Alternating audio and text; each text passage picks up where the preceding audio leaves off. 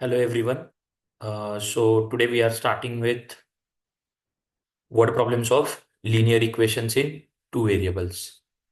तो जो word problems के लिए मैंने एक सीरीज स्टार्ट की थी, ठीक है। तो उसमें हमने वर्ड प्रॉब्लम्स पहले क्वाड्रेटिक इक्वेशन के लिए थे।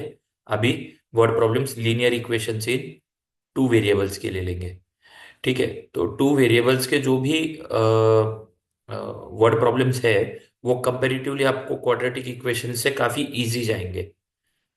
और उसमें क्या होगा कि क्वाड्रेटिक इक्वेशन में हम एक ही वेरिएबल यूज करते हैं। Linear equations in two variables में since we have to use two variables x and y, तो या फिर आप कुछ भी ले सकते हो ए बी एम एन। तो दो वेरिएबल दो पैरामीटर को आप लगा दोगे, दो वेरिएबल दो पैरामीटर को लगा दोगे, तो इस वजह से आपको उसका इक्वेशन फ्रेम करना काफी इजी जाएगा कंपैरेटिवली, ठीक है। दूसरी चीज है कि हम most important previous year question भी लेंगे और जो मुझे मोस्ट एक्सपेक्टेड लगते हैं वो क्वेश्चंस भी हम इसमें कवर कर लेंगे, ठीक है। तो सारे के सारे वर्ड प्रॉब्लम्स जितने भी यहाँ पे लेने वाला हूँ उसको थरोली रिवाइज करो। वैरायटी ऑफ क्वेश्चंस मैंने इसमें कवर किए हैं जिसकी वजह से आपको जो है परफेक्शन आ जाएगा वर्ड प्रॉब्लम्स में। और फिर से वही चीज, आपका जो वर्ड प्रॉब्लम का डर है वो एक्चुअली खत्म हो जाएगा। क्वाड्रेटिक इक्वेशन का अगर आपने वो तकरीबन 1.5 आवर का वीडियो है, अगर वो नहीं देखा होगा तो उसको देखो फिर ये देखो, ज्यादा बेटर रहेगा। वहाँ पे भी मैंने बहुत अच्छे तरीके से सारे वर्ड प्रॉब्लम्स कवर किए हैं हमारे क्वाड्रेटिक इक्वेशंस के। So do watch that video also. Okay, चलो मूव करते हैं क्विकली और वन बाय वन क्वेश्चन से एक्सप्लेन करना शुरू करता हूँ मैं word problems of linear equations in two variables. Okay, तो पहला इंपॉर्टेंट क्वेश्चन है, ठीक है। हमेशा ये न्यूमरेटर डिनोमिनेटर वाला क्वेश्चन आते ही रहता है, तो उसमें से ही एक है ये वाला। तो देखो क्वेश्चन क्या है, if we add one to the numerator. अच्छा, इसमें सिखाते वक्त एक चीज मैं आपको बता दूं कि इसमें जैसे मैंने क्वाड्रेटिक इक्वेशन में आपको बताया था कि जो क्वेश्चन में जो सेकंड पैरामीटर होता है, मतलब जो बाद में जिसको डिस्कस किया होता है, जैसे ages of Ram and Shyam के बारे में बताया बाद में, पहले एजेस जैसे कि राम का जो एज है वो श्याम से 10 ईयर्स ज्यादा है, तो श्याम का जिक्र बाद में किया है। तो जो सेकंड पैरामीटर है उसको हम वेरिएबल पकड़ते थे। यहाँ पे आपको ऐसे कोई टेंशन लेने की जरूरत ही नहीं है, क्योंकि आपको सिर्फ ढूंढना है कि दो पैरामीटर कौन से है इसमें। तो सबसे इजी बात यही है क्वेश्चन में कि आप पहले ये ढूंढो कि आपके जो दो पैरामीटर है वो कौन से है। तो यहाँ पे numerator and denominator are our two parameters, सबसे सिंपल बात। और न्यूमरेटर एंड डिनोमिनेटर अगर हमारे दो पैरामीटर है तो बहुत सी सिंपल सी बात है कि आपको दो वेरिएबल यूज करना है, वो यही से समझ में आया। अच्छा, दूसरी चीज पहचानोगे कैसे कि ये क्वाड्रेटिक का नहीं है। तो वो यहां से पहचाना जाएगा कि आपको एक पूरा स्टेटमेंट दिया होता है, एक पूरी केस दी होती है, और उसके बाद फिर से एक दूसरी केस फुल स्टॉप देके या फिर कोई दूसरा पूरा का पूरा केस दिया होता है उन दो पैरामीटर के बारे में। जैसे पहले यहाँ पे बताया, if we add one to the numerator and subtract one from the denominator the fraction reduces to one. ये पूरा एक केस हुआ।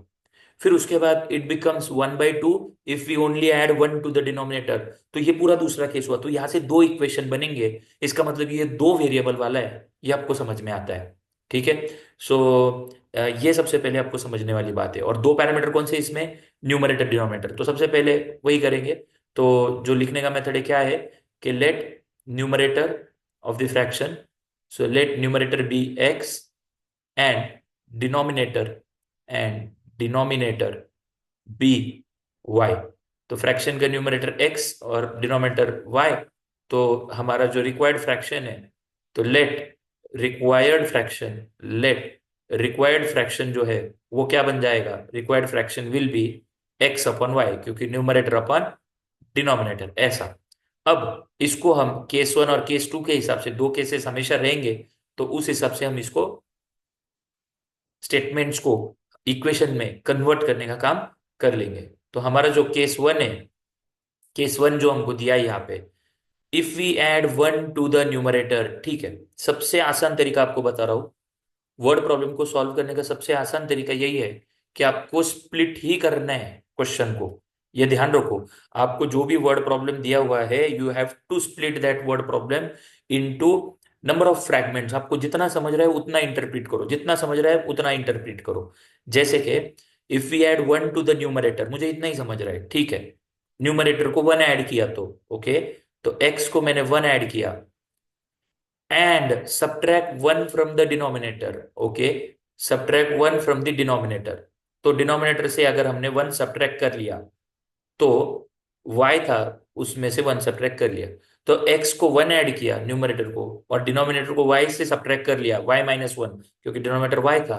The fraction reduces to one, the fraction reduces to one, मतलब फ्रैक्शन सीधा सीधा वन हो जाता है। रिड्यूस्ड बाय वन अलग चीज है, और रिड्यूसेस टू वन अलग चीज है। रिड्यूस्ड बाय वन बोला तो फ्रैक्शन x माइनस वाई था, उसमें से एक कम हो जाएगा, तो ऐसे आता इक्वल टू करके कि x माइनस वन से एक कम हुआ। It is reduced by one बोला तो, अभी it is reduced to one बोला है। Now if it is reduced to one मतलब फ्रैक्शन वन हो गया है भाई, फ्रैक्शन डायरेक्टली वन हो गया है, ऐसा। ये हुआ हमारा केस वन। अब केस वन से हम इसको इक्वेशन में कन्वर्ट करते, जो हमारा फॉर्म है A x plus B y equals to C के फॉर्म में कन्वर्ट कर लेते। ठीक है, ये हमारा लीनियर इक्वेशन के फॉर्म में ऐसे कन्वर्ट करते, कांस्टेंट राइट को ए एक्स प्लस बी वाई है ना, ऐसे फॉर्म में कन्वर्ट कर लेते। नीचे कुछ नहीं, मतलब नीचे भी वन क्रॉस मल्टीप्लाई किया तो एक्स वन जा x plus one into one, ये सेम आएगा, y minus one into one, ये भी सेम आ जाएगा। वाई को इधर लेके आओ तो एक्स माइनस वाई हो जाएगा, इधर माइनस वन है, प्लस वन इधर जाएगा, वो माइनस वन हो जाएगा, तो ये हो जाएगा x minus Y equals to minus two. इसको दो इक्वेशन वन। ये सबसे जरूरी चीज है, नंबरिंग ठीक से करो। तो केस वन हुआ क्रॉस मल्टीप्लाई करके, बहुत सिंपल करके दिया मैंने। और अभी हम केस टू की बात करते हैं, ठीक है, बहुत सिंप्लीफाई करके देता हूं। केस टू में it becomes one by to. It मतलब क्या, ऑब्वियसली जो फ्रैक्शन की बात हो रही है, it becomes one by two. Okay, वो वन बाई टू होता है कब, if we only add one to the denominator. If we only add one to the denominator, मतलब नॉर्मली आपका जो फंक्शन, सॉरी, नॉर्मली आपका जो फ्रैक्शन था उसमें डिनोमिनेटर में सिर्फ वन ऐड किया, ऊपर कुछ नहीं किया, then it becomes one by two. Simple, it becomes one by two. बाकी कुछ दिया है क्या, नहीं। What is the fraction, okay, तो एक्स और वाई निकालेंगे, बस इतना ही दिया है। मतलब यहाँ पे ये सेकंड वाला पार्ट समझा क्या, it becomes one by two मतलब fraction becomes one by two if we add one to the denominator बोला है, तो मैंने डिनोमिनेटर को वन ऐड कर दिया, न्यूमरेटर एज इट इज रखा, और ये वन बाई टू बन गया। अब इसको क्रॉस मल्टीप्लाई करते, two into x, two x equal to one into ये वाई प्लस वन, सेम। फिर two x as it is, हमको एक्स का पहले चाहिए था, फिर वाई माइनस वाई होगा इधर आके, और इधर आएगा वन। ये हुआ हमारा इक्वेशन टू। तो अभी आपको दोनों इक्वेशन ध्यान से देखने हैं। आपके पास दो मेथड है, एलिमिनेशन मेथड है, सब्स्टिट्यूशन मेथड है। आप दोनों में से कोई भी मेथड करो, ठीक है। मेथड्स को कैसे सॉल्व किया जाता है इसके लिए अलग से मैं आपको किसी दिन वीडियो लेके आऊंगा, लेकिन मुझे नहीं लगता कि उसके रिलेटेड आपको अब भी एग्जाम टाइम में कोई खास डाउट रहेगा। आपको इक्वेशन सॉल्व करते आता होगा, ऐसे पकड़ के मैं आपको ये दो इक्वेशन सॉल्व करके दे रहा हूँ। मैं तो वर्ड प्रॉब्लम पे फोकस करने की कोशिश कर रहा हूँ, आपका जो डर है वर्ड प्रॉब्लम का वो निकालने का। तो अभी दो इक्वेशन हमने जो बना दिए हैं, आप देखोगे कि माइनस वाई और यहाँ पे भी माइनस वाई है, तो इसको x को 2x करने की क्या जरूरत है, क्यों चेंज करेंगे, माइनस वाई और माइनस वाई है, दोनों को सब्ट्रैक्ट करेंगे तो ये साइन बदल जाएगी, ये साइन बदल जाएगी, माइनस वाई की वो प्लस हो जाएगी, and then we can easily cancel out, elimination method, right. तो हम क्या करेंगे, सब्ट्रैक्ट करेंगे, किस में से कोई भी सब्ट्रैक्ट करो, लेकिन वैसा लिखो यहाँ पे, ठीक है। Subtract equation two from one, तो ऊपर वन आएगा, x minus y equal to minus two, और उसमें से two x minus y equal to one. अब इसमें से सब्ट्रैक्ट किया तो ये सब्ट्रैक्शन के वक्त नीचे वाले साइंस बदल जाते हैं, तो इसको मैं कलर चेंज करके लिख देता हूँ आपको समझाने के लिए। टू एक्स को कोई साइन नहीं थी, वो माइनस हो गई, प्लस माइनस वाई प्लस हुआ, और ये वन जो था प्लस था वो माइनस हो गया। अब इसकी वजह से क्या होगा, इसकी वजह से minus y plus y cut हो गया, साइन अपोजिट हो, इसीलिए मैंने सब्ट्रैक्ट किया था, समझ रहे हो। अब x माइनस टू एक्स, छोटे में से बड़ा, ये x मतलब कुछ नहीं है, one x minus two x है, तो ये आएगा माइनस एक्स, और ये माइनस टू माइनस वन ये आएगा माइनस थ्री, दोनों साइड का माइनस माइनस प्लस हुआ, और x इक्वल टू आया हमको थ्री। तो x की वैल्यू तो थ्री आ गई, आगे का आपको पता है, ये कोई भी इक्वेशन में पुट करो, पुट एक x equals to 3 in equation से, आपने 2 में डाल दिया या 1 में डाल दो, ठीक है। In equation 1, what was equation 1? x minus y equal to -2, x minus Y equals to -2, ये हमारा इक्वेशन 1 था। अब 2 में भी डाल सकते हो, यहाँ पे डाल दिया, और हमको x इक्वल्स टू 3 जो है यहाँ पे मैंने पुट कर लिया, -y इक्वल टू -2, इससे हमको y मिल जाएगा। -y एज इट इज, -2, 3 इधर आया, -3, therefore -y equals to -5, so you get y equals to, minus minus दोनों साइड का हुआ plus, so y equals to +5। That's it. ये समझ में आ रहा है? ठीक है। I hope this concept is also clear. अभी फ्रैक्शन लिखना है फाइनल आंसर में, तो हम फाइनल आंसर कैसे लिखेंगे? फाइनल आंसर लिखेंगे, x हमारा न्यूमरेटर था, y डिनोमिनेटर था, so our final answer will be x upon y ना। The fraction is, or the required fraction is x upon y, that is 3 upon 5. This is your final answer. Done? Clear? समझ रहे हैं सबको? चलो, तो काफी चीजें मैंने आपको यहाँ पे अच्छे से एक्सप्लेन की। क्विकली आगे बढ़ते हैं, ठीक है। चलो, अब another important question which which is age based, है ना। एज पे बेस्ड काफी क्वेश्चन आते हैं, तो एज बेस्ड भी उतना ही इंपॉर्टेंट होता है, ठीक है। तो देखते हैं एज बेस्ड कैसे किया जाता है। एज बेस्ड में एक खास चीज आपको ध्यान रखनी है। पहले कॉन्सेप्ट बता देता हूँ, फिर वर्ड प्रॉब्लम में हमेशा समझाता हूँ। तो कॉन्सेप्ट बड़ी सिंपल है इसमें। एज मतलब दो जो लोग हैं इसमें, एक का एज एक्स पकड़ेंगे, एक का वाई पकड़ेंगे, वो तो क्लियर है, वो तो कोई डाउट नहीं, वो तो इजी है। लेकिन जो हमको इसमें एक कॉन्सेप्ट सीखना है, वो ये है कि अगर जैसे ये क्वेश्चन में देखो, आफ्टर 5 इयर्स दिया है, तो बहुत बार ऐसे ही होता है कि आफ्टर 5 इयर्स, बिफोर 2 इयर्स, या 2 इयर्स एगो, है ना, ऐसा दिया होता है। 2 इयर्स हेंस, 2 इयर्स हेंस माने 2 साल बाद, या 2 इयर्स एगो, 2 साल पहले, ऐसा जब भी दे, तो आपको ये ध्यान रखना है कि आपको दोनों के एजेस में वो जो ईयर्स है वो ऐड करने या सब्ट्रैक्ट करने। जैसे आफ्टर 5 इयर्स बोला है, तो आपको फादर के एज से भी 5 इयर्स आगे जाना है, मतलब उनके एज में 5 ऐड करना है। और 2 चिल्ड्रन की बात की है, ये तो ट्रिकी क्वेश्चन है, ये भी बताऊंगा मैं। तो उनके इसमें से भी या फिर उनमें भी 5 साल बढ़ाने हैं, जो हमको दिया है क्वेश्चन में। ठीक है, आफ्टर बोला तो हम ऐड कर लेंगे 5 साल बाद, एगो बोला होता तो हमने माइनस किया होता। ठीक है, ये बहुत इंपॉर्टेंट कंसेप्ट है। और दूसरी इंपॉर्टेंट कंसेप्ट ये है कि अगर 2 चिल्ड्रन है और दोनों चिल्ड्रन के एजेस की सम आपने वाई ली है, ठीक है, दोनों चिल्ड्रन के एजेस की सम वाई ली है, और 5 साल बाद बोला है, तो बहुत बच्चे क्या करते हैं कि जैसे मैंने समझाया अभी, वो कर तो लेते हैं कंसेप्ट को यूज, और वो फादर के एज में 5 ऐड करते हैं और दो बच्चों के एज में भी 5 ऐड करते हैं, जो उनको लगता है बराबर है, लेकिन वो गलत है। वो गलत है, क्योंकि 2 चिल्ड्रन की सम है ये, तो 5 साल ऐड करोगे क्या? नहीं, दोनों चिल्ड्रन के एज में 5 साल उसका, 5 साल उसका, तो actually this is wrong. You have to add 10, you have to add 10 years, क्योंकि दो बच्चे हैं, इसके 5 साल बढ़ेंगे, दूसरे के भी 5 साल बढ़ेंगे, तो दोनों की सम में 10 बढ़ेंगे ना। हाँ, ये छोटा सा कॉन्सेप्ट आपको याद रखना है। बाकी रेस्ट आप क्वेश्चन में देख लो, आप समझ जाओगे। ठीक है, चलो, so will see the question again. A father's age is 3 times the sum of the ages of his 2 children. तो फादर एंड 2 चिल्ड्रन, और हमको फादर का ही निकालना है, तो 2 चिल्ड्रन के एज का सम दिया है, एडिशन। तो एडिशन करने की कोई जरूरत नहीं, कोई और एक वेरिएबल लेने की जरूरत नहीं, उसको वाई ले लेंगे, पूरे सम को वाई ले लेंगे। यहाँ पे वही ट्रिकी है, थोड़ा सा ट्रिकी क्वेश्चन है, ध्यान दो। Father's age is 3 times the sum of ages of his 2 children.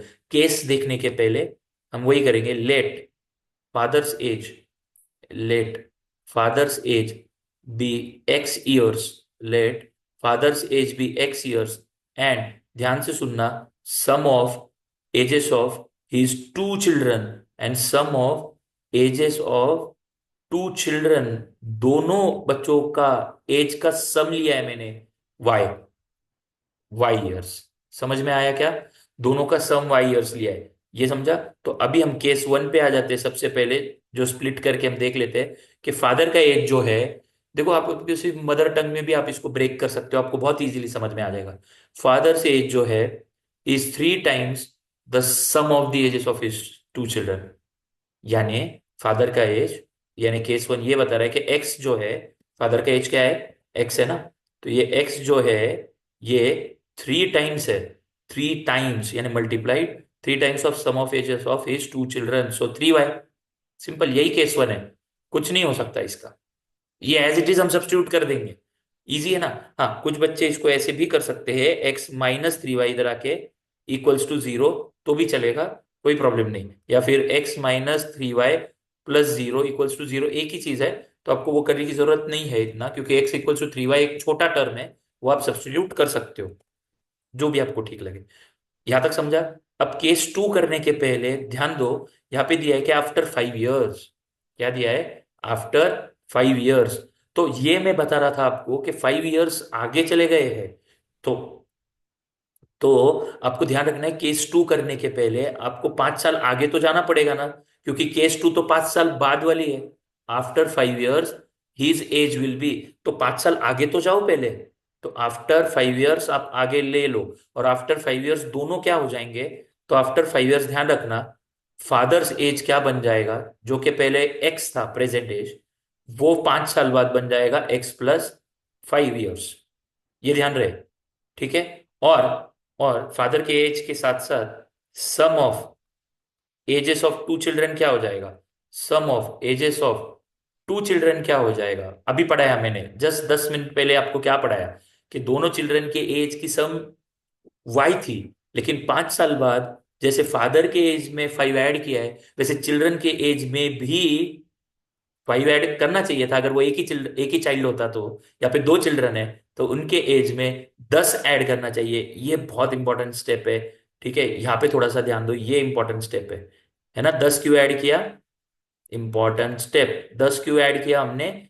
ये आपको मैंने बताया अभी, क्योंकि 2 चिल्ड्रन है, 5 साल एक बच्चे के और 5 साल एक बच्चे के, तो उनके सम में, उनके एडिशन में 10 ऐड हो जाएंगे, 5 साल आगे गए हैं तो भी 10 ऐड हो जाएंगे, क्योंकि दोनों की सम है, आया समझ में, तो ये ट्रिकी है, ये थोड़ा ध्यान रखना, ठीक है, नहीं तो पूरा गलत हो जाएगा। चलो, ये 5 साल आगे गए, और 5 साल आगे जाने के बाद केस टू आया, केस टू क्या आया, कि 5 साल बाद क्या हुआ, कि his means father's age will be 2 times, okay, 2 times father's age, ये x+5 5 साल बाद, ये है ना, एक्स थोड़ी पकड़ेंगे अभी, x+5 है ना, 5 साल आगे चले गए, x+5 will be 2 times, 2 times of what, 2 times the sum of their ages, 2 times मतलब 2 टाइम्स ऑफ y+10, मतलब बच्चों के एजेस के सम ऑफ एजेस के 2 टाइम्स कर लिया। Now find the present age of father, मतलब x ही निकालना है, अभी इसको थोड़ा सॉल्व करते हैं, इक्वेशन बनाते, linear equation in two variable, 2y+2 × 10 = 20, ठीक है, ये इधर ले लो, या फिर आप डायरेक्टली भी आपको ठीक लगता होगा तो ये सब्स्टिट्यूट भी कर सकते हो आप, वो x जो आया था ना ऊपर वाला तो भी चलेगा, x यहाँ पे ले लिया, -2y लेफ्ट को आया तो 20, और 5 इधर गया माइनस हुआ, तो ये क्या बनेगा, x-2y = 20 - 5 15, this is your equation 2।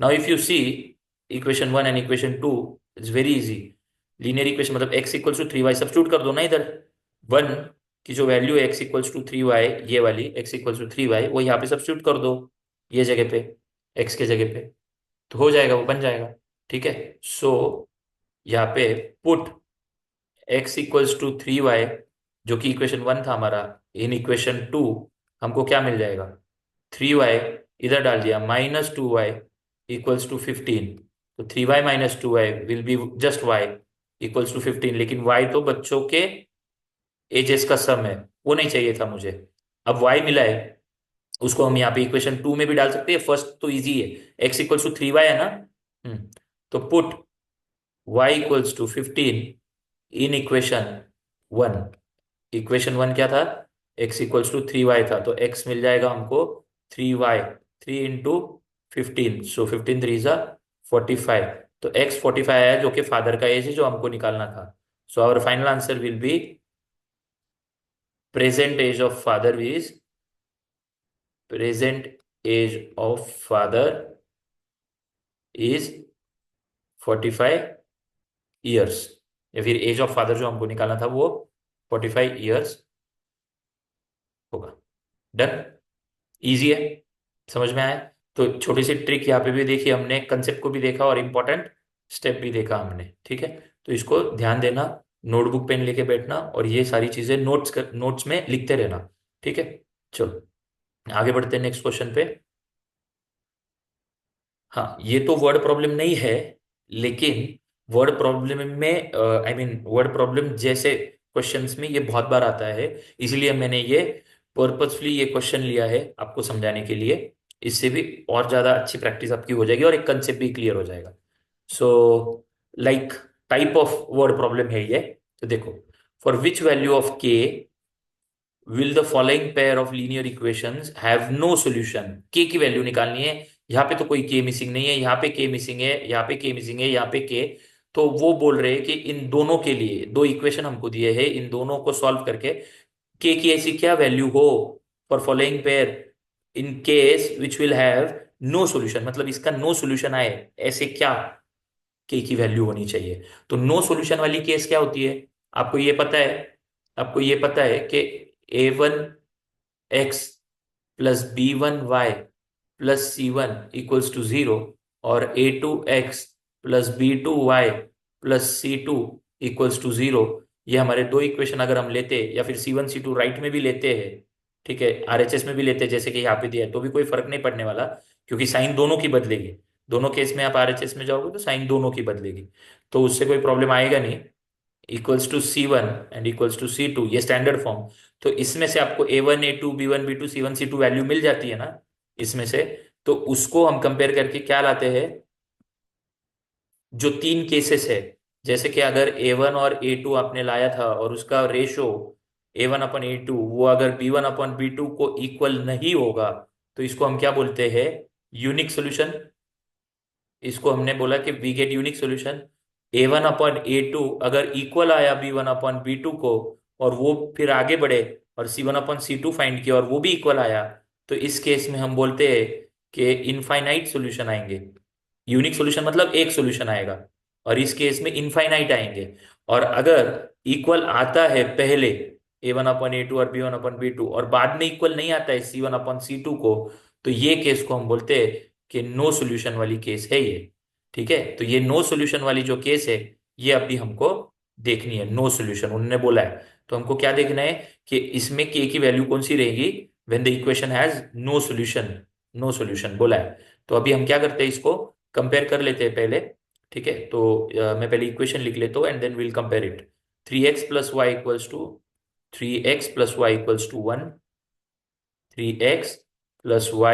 1, this is our equation 1। दूसरा, साइन ध्यान से लिखना, नहीं तो ऊपर से क्वेश्चन जब हम कॉपी करते हैं पेपर में से तो वो भी गलती हो जाती है। 2k-1, 2k-1 x, और plus k-1 y, plus k-1 bracket में और ये y, ठीक है, इक्वल्स टू 2k+1। यहाँ पे प्लस है क्या, हाँ, प्लस k-1 और यहाँ पे 2k+1 बराबर। ये समझा, तो ये हुआ हमारा दूसरा। अब हम इसको स्टैंडर्ड फॉर्म से कंपेयर करेंगे। ax + by = c। ए, ये पूरा ए है, x + by = ये पूरा c है।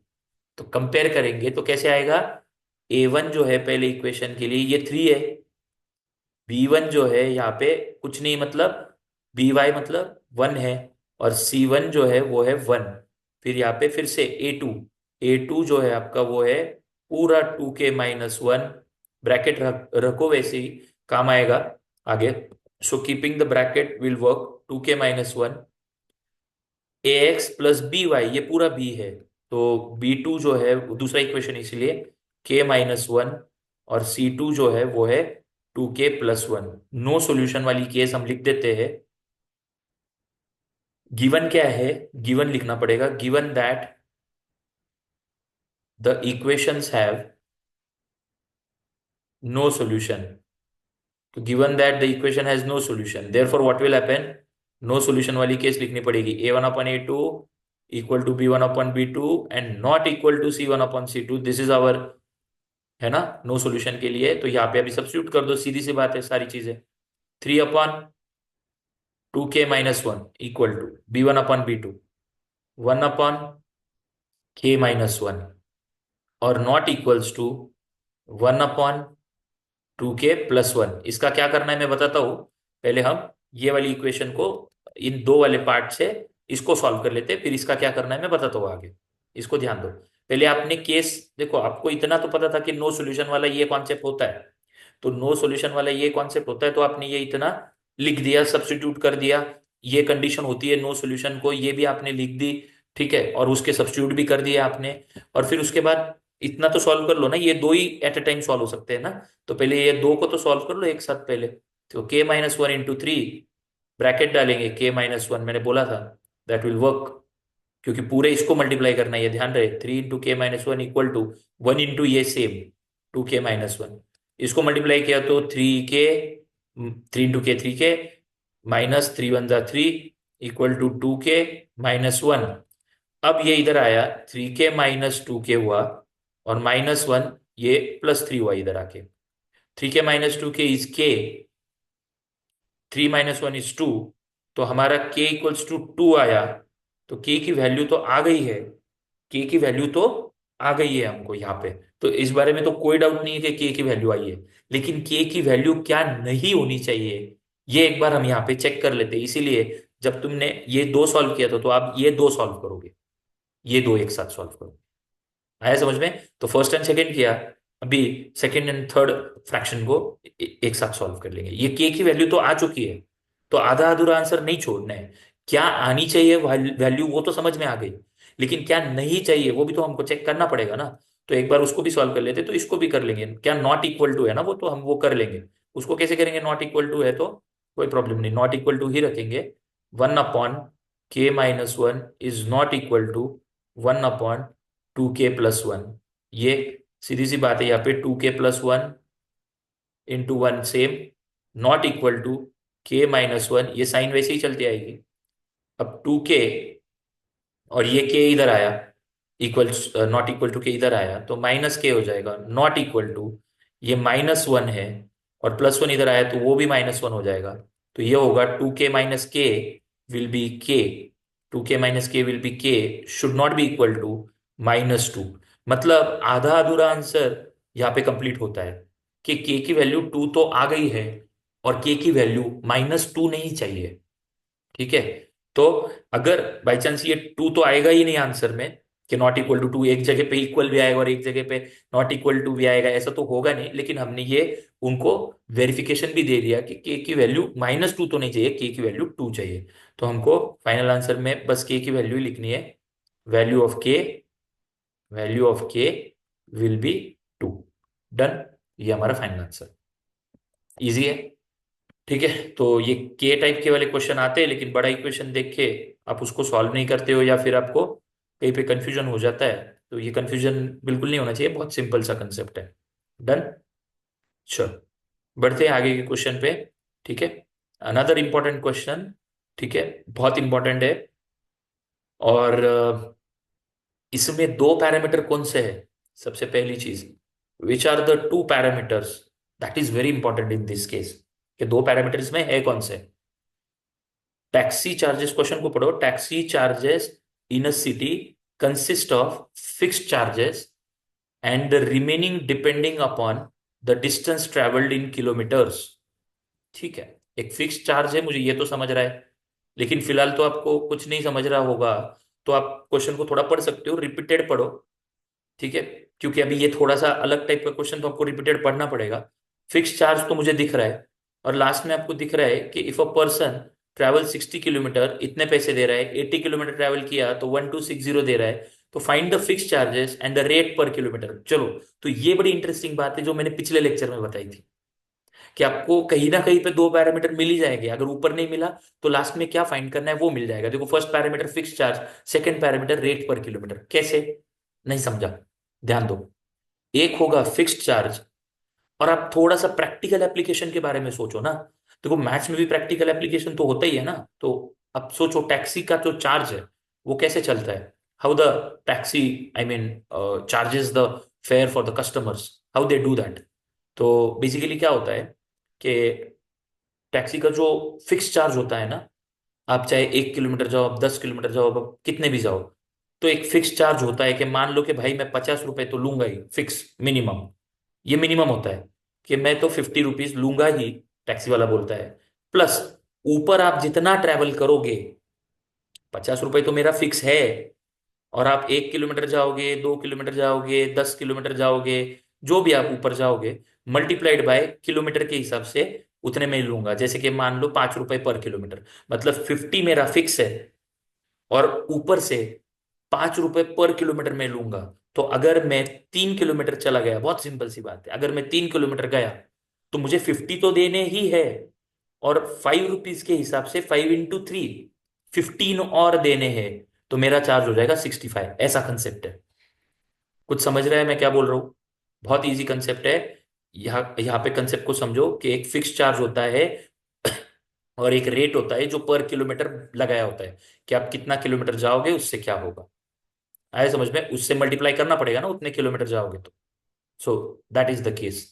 तो आपको दो पैरामीटर क्या है वो यहाँ पे समझ में आ गए होंगे। फिक्स चार्ज जो फाइंड करना है उस पे से भी समझा होगा, और रेट पर किलोमीटर। तो सोच के देखो, जो मैंने अभी बताया 50 और ऊपर के 15 रुपए, या 3 रुपए पर किलोमीटर, तो इससे एक इक्वेशन कैसे बनेगा, सोच के तो देखो। मैं यहाँ पे लिख देता हूँ, let the fix charge, fix जो चार्ज है टैक्सी का, so let the fix charge equals to rupees x, and the charge of पर किलोमीटर, हर एक किलोमीटर का चार्ज इक्वल टू वाई। ऐसे पकड़ते हैं, rupees y and rupees x. तो आप सोच के देखो कि इक्वेशन कैसे बनेगा फिर। देयरफॉर टैक्सी फेयर का इक्वेशन हमको पहले लिखना पड़ेगा। देखो बहुत इजी एग्जांपल है, लेकिन थोड़ा सा क्वेश्चन को ट्विस्ट कर करके कर रहे हैं, तो ये वैरायटी ऑफ क्वेश्चंस मैं उसी के लिए ले रहा हूँ, और बहुत आपको एकदम परफेक्शन आ जाएगा। तो टैक्सी फेयर इक्वेशन कैसे बनेगा? तो टैक्सी फेयर इक्वेशन ऐसे बनेगा, जैसे मैंने बोला था ना 50 रुपीज फिक्स देने हैं, तो वैसे ही यहाँ पे एक्स रुपीज पकड़ लो, फिक्स देने हैं। तो एक्स फिक्स दे दिए, ओके।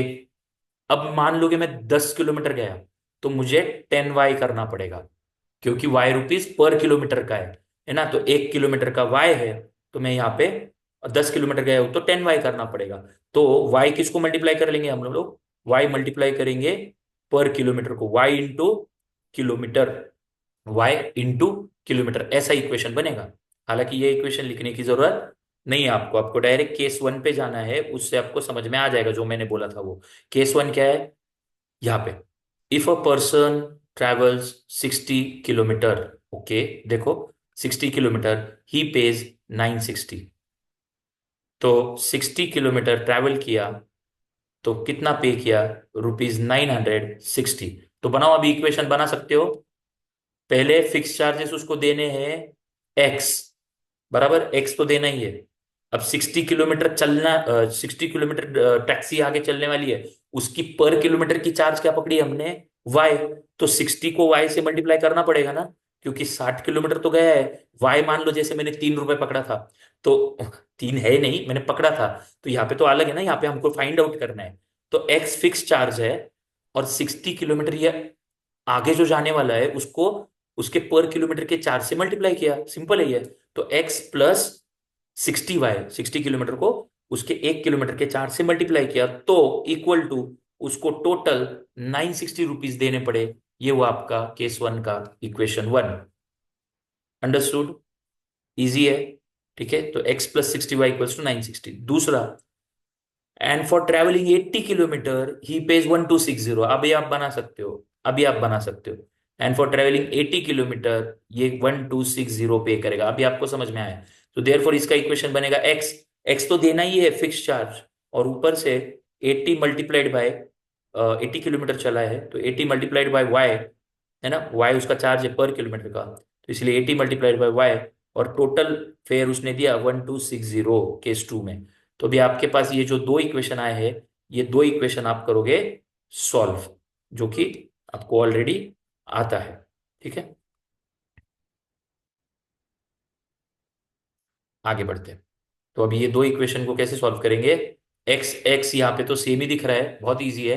तो जस्ट अपोजिट करना है उसको, तो हम क्या करेंगे? एक्स माइनस एक्स, मतलब हमको सब्ट्रैक्ट करना पड़ेगा। Therefore subtracting equation two from one, two from one. तो अब क्या करोगे यहाँ पे? एक्स प्लस 60y, ध्यान से कर लेना ये, 960 माइनस, माइनस किया x plus 80y equals to 1260। अभी हम सब्ट्रैक्ट कर रहे हैं, तो माइनस, ये साइन माइनस हो गई, ये साइन भी माइनस हो गई, और ये भी माइनस हुआ। X minus x 0, 60 - 80, new sign use करने, 60 - 80 -20y, छोटे में से बड़ा, और 960 -1260, तो ये भी छोटे में से बड़ा है, तो माइनस ही आंसर आएगा। और 1260 में से 960 माइनस कर लेंगे, है ना, तो आपको समझ में आएगा, लेकिन माइनस में आंसर आएगा क्योंकि छोटे में से बड़ा माइनस किया है, माइनस साइन यूज करेंगे, न्यू साइन। सो 960, 1060, 11, तो 300 आ जाएगा। ठीक है, सो this will B, sorry, 960, 1060, 1160 and 1260। Okay, so this will B, okay, दोनों साइड का माइनस माइनस प्लस, और 300 के नीचे ये 20 चला जाएगा, तो y जो है वो आया 15। तो ये उसका पर किलोमीटर का चार्ज था y। पहले हम निकाल लेते हैं फिर समझे y कितना पर किलोमीटर। नाउ पुट y मतलब क्या, कि हर किलोमीटर के 15 रुपए लेना।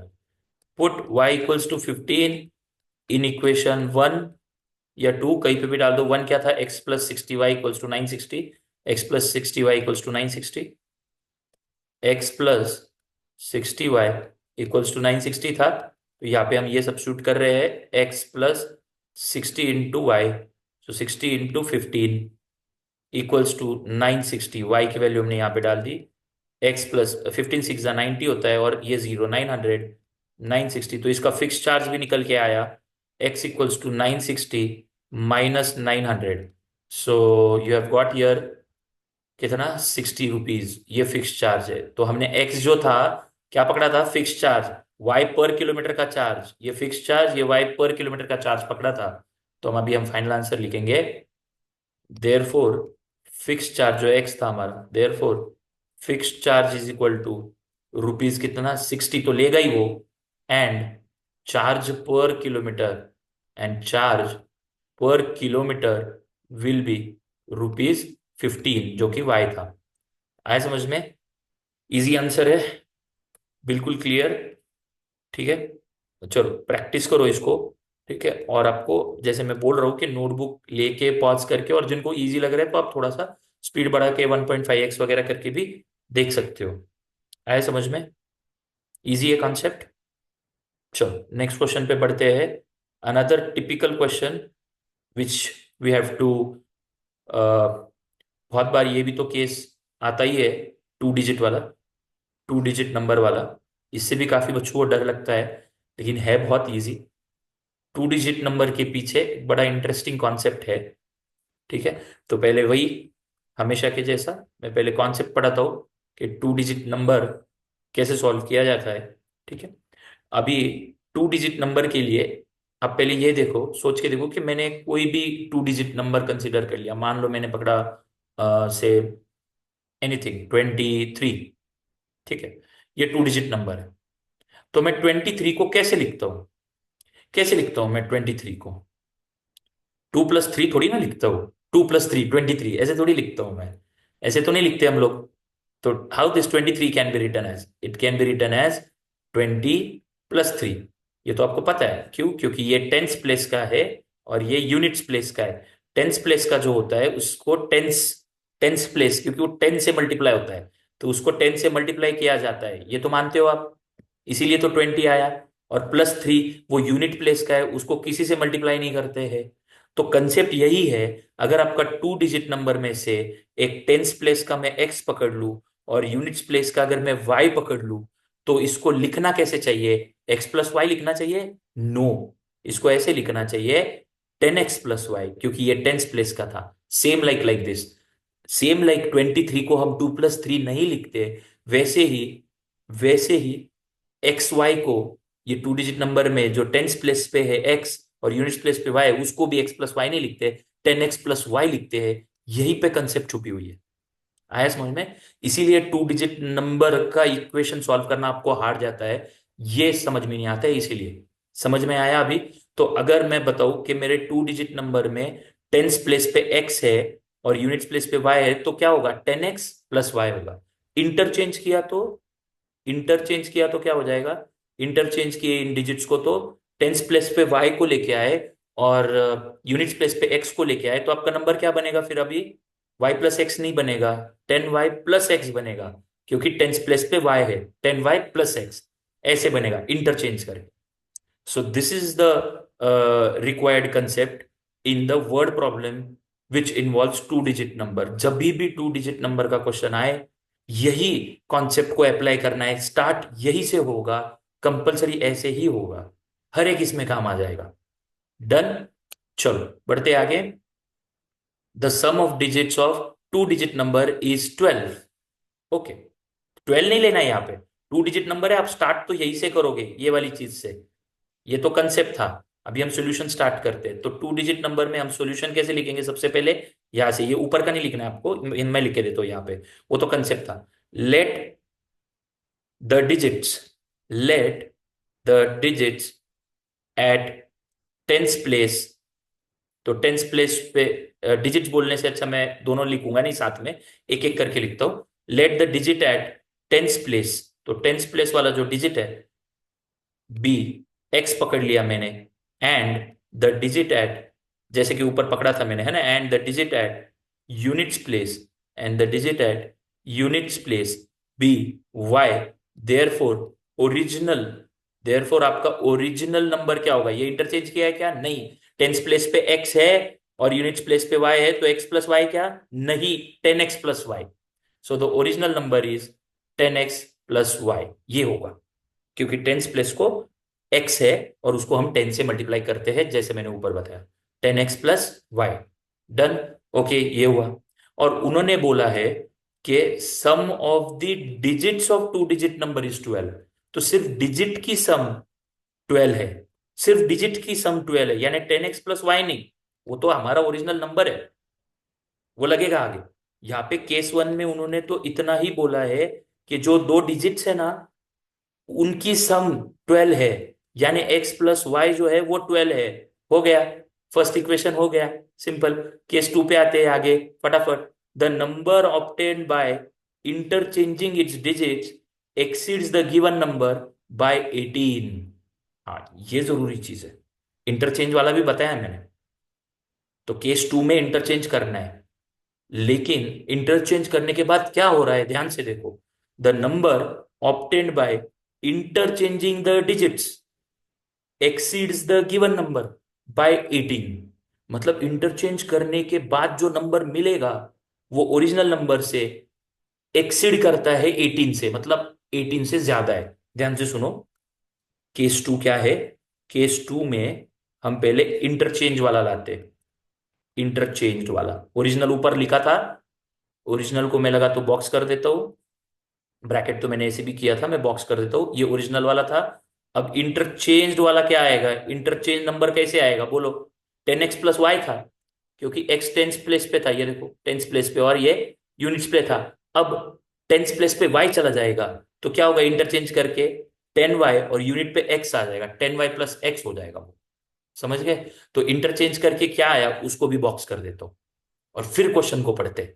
बार बार पढ़ा रहा हूं मैं ये, ध्यान से सुनो। ओरिजिनल नंबर 10x+y आया, क्योंकि x टेंस प्लेस पे था। अब वो यूनिट पे चला गया और y इधर आ गया ना, तो इंटरचेंज नंबर क्या बनेगा? 10y+x बनेगा। Got it?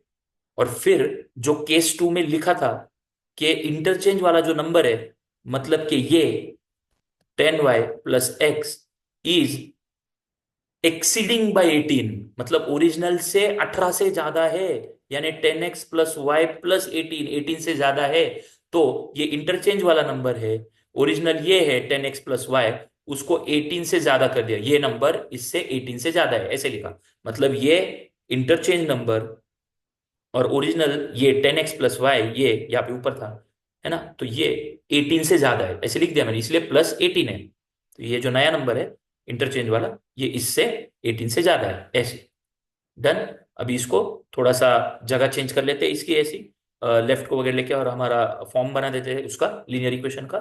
X as it is रखते हैं इधर ही, 10y भी वहीं पे रख देते हैं लगा, तो क्योंकि हमको दोनों एक ही साइड लेना है।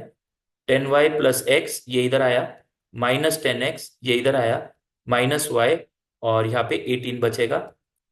यहाँ पे सॉल्व किया तो 10y - y will be 9y, x -10x छोटे में से बड़ा, -9x, ध्यान से देखो, x -10x -9x equals to 18। फिर ये थ्रू आउट 9 से डिवाइड हो सकता है तो करो, रिड्यूस हो जाएगा ये।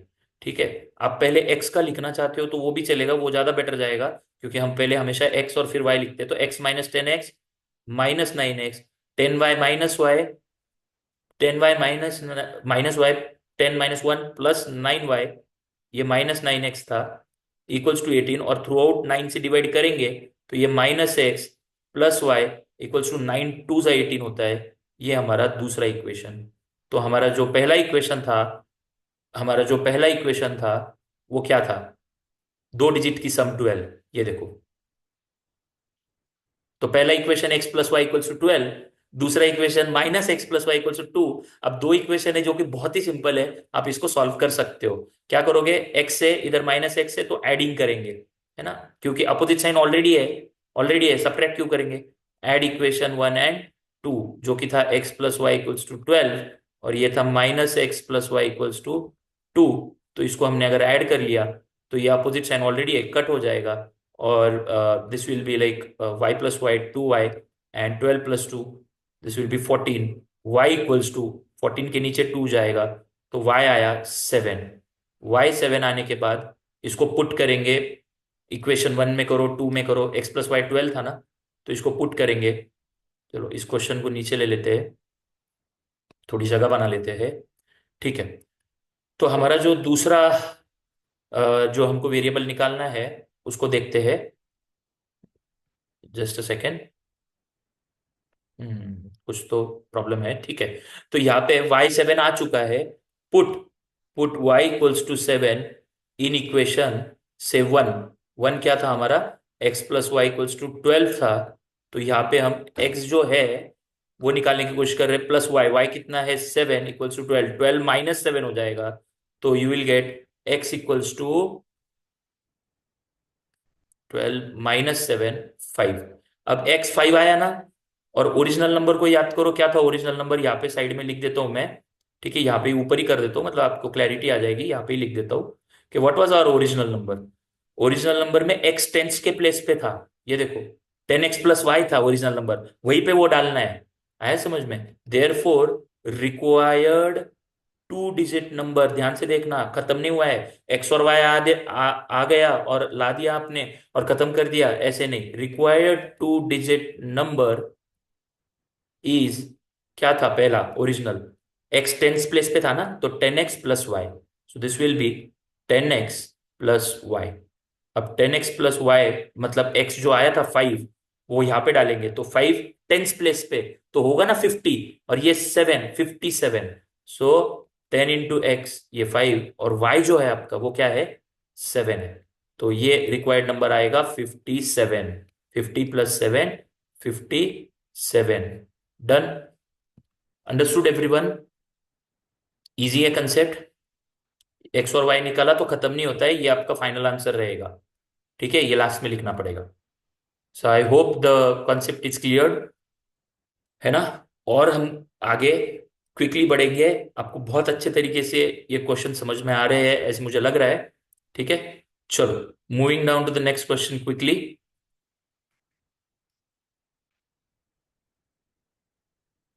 हाँ, तो क्या है नेक्स्ट क्वेश्चन?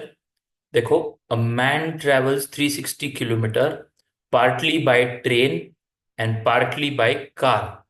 तो यहाँ पे भी दो पैरामीटर्स आपको समझ में तो आ ही रहा होगा कि ट्रेन से कितना ट्रेवल किया और कार से कितना किया, लेकिन वो पार्टली डिस्टेंस है कि स्पीड के बारे में बात कर रहे हैं, वो आगे पता चलेगा, तो आगे पढ़ना पड़ेगा। देखो, find the speed of train and that of car. हाँ, तो यहाँ पे speed of train and that of car पूछा है, तो ट्रेन का और कार का स्पीड, ये हमारा पैरामीटर है ना, स्पीड निकालना है। तो हम सबसे पहले तो यही लिखेंगे कि speed of let the speed of train be x km/h, speed है तो unit x km/h, and speed of and speed of car भी y km/h। ये चीज समझ में आई? हाँ, पहले तो ट्रेन का x किलोमीटर है स्पीड, और speed of car y kilometre है, और अपने को ये तो पता है कि speed is equals to distance upon time. और टाइम का कुछ डिफरेंस वगैरह या टाइम को ऐड करके टाइम का वगैरह दिया होगा तो टी यहाँ पे जाएगा, एस उसके नीचे आएगा, तो T equals to distance upon speed हो जाएगा। ठीक है, डिस्टेंस अपॉन स्पीड ले लेंगे हम लोग। ठीक है, तो ये वाली चीज तो हमको यूज करनी ही है टाइम के लिए। देखेंगे, अ मैन ट्रेवल्स 360 किलोमीटर, लेकिन 360 किलोमीटर में पार्टली वो ट्रेन से ट्रेवल करता है और पार्टली कार से करता है। So if he covers 250 kilometre bye train and the rest by car, तो टोटल तो 370 किलोमीटर जाने वाला है। लेकिन उसमें से आप केस वन को ध्यान से देखो, उसमें से केस वन में ऐसा है कि टोटल 370 जाने वाला है, लेकिन 250 ट्रेन से जा रहा है। तो हम लिख लेते हैं 250 किलोमीटर बाय ट्रेन एंड ऊपर रेस्ट बाय कार मतलब बचा हुआ। तो 370 था ना टोटल, तो बचा कितना? 250, 350 और ऊपर के 20, मतलब 120 किलोमीटर और बचा। ये तो समझ रहा है आपको? तो ये जो है वो कार से जा रहा है। इट टेक्स हिम 4 आवर्स, और यहाँ पे फुल स्टॉप दिया है, मतलब ये केस वन कंप्लीट हुआ यहाँ पे। तो ये टोटल टाइम दिया है 4 आवर्स। हाँ, इसमें वर्क डन वाली बात नहीं आती, इसमें रेसिप्रोकल नहीं करेंगे क्योंकि ये दो वेरिएबल है, ये सेपरेटली दिया है। 1 1 आवर का क्यों निकालेंगे इसमें? और इसमें अपने को कुछ करना ही नहीं है, एक इतना डिस्टेंस ट्रेन से, इतना डिस्टेंस कार से, दोनों को ऐड करके 4 आवर्स। तो इट इज वेरी सिंपल। तो टाइम जो है डिस्टेंस अपॉन स्पीड होता है। तो मैं क्या करूंगा, time taken bye, case one की बात करो, टाइम टेकन बाय ट्रेन जो है वो कितना आएगा, डिस्टेंस कितना ट्रेवल किया है ट्रेन से, 250, अपॉन स्पीड कितना है ट्रेन का, एक्स, बराबर। वैसे ही time taken by, time taken by car, car कितना ट्रेवल किया है कार से, 120, डिस्टेंस 120, लेकिन कार का स्पीड कितना है, स्पीड नीचे जाएगा, स्पीड कितना है, वाई। अब ये दोनों को ऐड किया तो टोटल टाइम 4 आवर्स लग रहा है, यहाँ पे दिया हुआ है। टोटल टाइम कितना लग रहा है, 4 आवर्स। तो ये दोनों को ऐड करके 4 आवर्स, तो केस वन का इक्वेशन बहुत सिंपल बन रहा है, 250 upon X plus 120 upon Y equals to 4 hours. So this is very simple, nothing to do. और इसको हम एक काम कर सकते हैं, नीचे एक्स और वाई है तो आपको क्रॉस मल्टीप्लाई नहीं करना है, ये ध्यान रखो। इसमें ये एक इंटरेस्टिंग केस है, क्रॉस मल्टीप्लाई नहीं करना है क्योंकि नीचे एक्स वाई आ जाएगा मल्टीप्लीकेशन में ऐसा, और ये एक्स इंटू वाई आएगा तो हम सॉल्व नहीं कर पाएंगे। ठीक है, तो क्रॉस मल्टीप्लाई भी नहीं करना है और थ्रू आउट एक्स वाई से मल्टीप्लाई भी नहीं करना है क्योंकि वो 4xy हो जाएगा इधर। तो एक्स इंटू वाई हुआ तो हम सॉल्व नहीं कर पाएंगे, वही बात। तो ये कौन सा केस है, तो ये तो बन गया है ऐसा इक्वल टू 4। तो ये केस जो है ये सब्स्टिट्यूशन वाला केस है, यानी सब्स्टिट्यूशन मेथड वाला नहीं। याद करो, 1/x को m डालना है और 1/y को एक अलग वेरिएबल n डालना है, ये अलग वेरिएबल से सॉल्व होता है। 250/x मतलब 250 इंटू 1/x, बराबर। और 120y मतलब 120/y मतलब 120 इंटू 1/y। 1/x को हमने m पुट किया, 1/y को हमने n पुट किया, वो वाला ही है। आया समझ में? तो ये वाली वो केस है जो हम सॉल्व करेंगे सब्स्टिट्यूशन, और फिर उसके बाद फिर से रीसब्स्टिट्यूशन करके फिर से हम एक्स और वाई की वैल्यू लाएंगे, ऐसे टाइप का है ये। ठीक है, तो हम वो आगे करेंगे, पहले तो हम इसको सिर्फ इक्वेशन वन दे देते हैं, हम सब्स्टिट्यूशन बाद में भी कर सकते हैं, एम और एन बाद में डालेंगे, पहले दूसरा बना लेते हैं। केस टू भी सिमिलर ही है ना, तो सिमिलर ही केस है, तो बना लेते हैं। केस वन समझा, अब केस टू भी आपको बहुत ईजी जाएगा।